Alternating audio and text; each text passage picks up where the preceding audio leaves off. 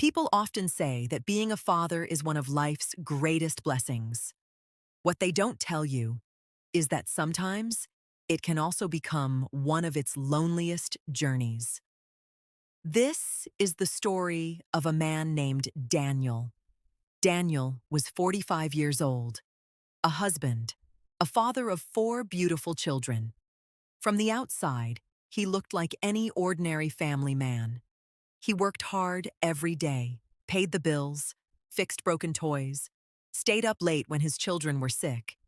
He believed that every sacrifice he made was another brick laid in building a better future for his family. But inside, Daniel was slowly disappearing. Every evening, instead of feeling excited to go home, he felt fear. Not because he hated his family, but because home no longer felt like home. It felt like walking into a battlefield. The children shouted over one another. The house was filled with chaos. Whenever Daniel tried to discipline them, everything fell apart.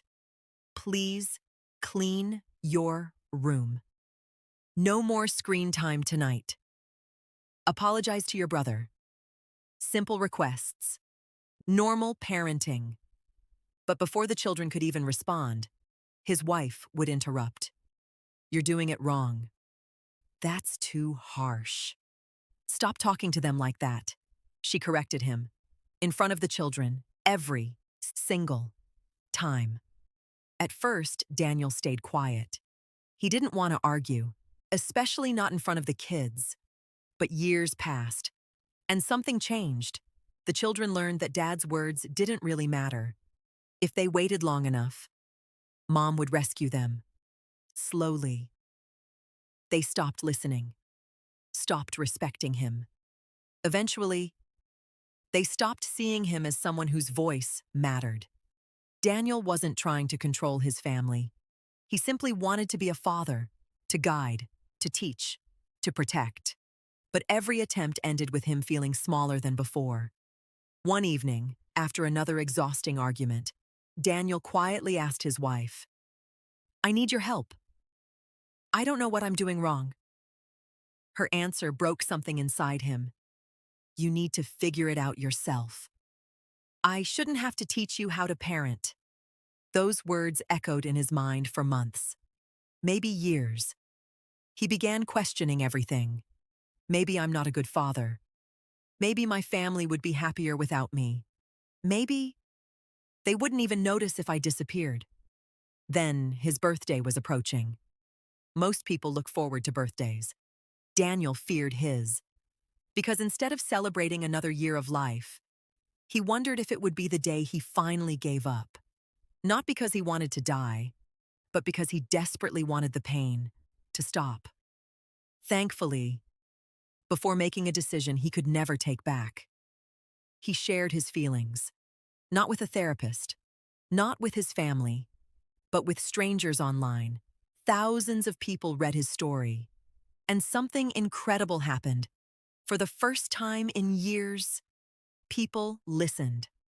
Other fathers shared similar experiences. Mothers admitted they had unknowingly undermined their husbands.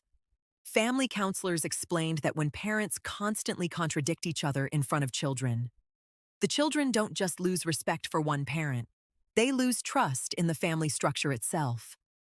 Many reminded Daniel of something he had forgotten. His worth wasn't measured by how loudly his children listened, or by how perfectly he parented. His worth existed simply because he was their father, because he loved them, because he kept showing up. Even when nobody noticed, even when nobody thanked him, even when his heart was breaking.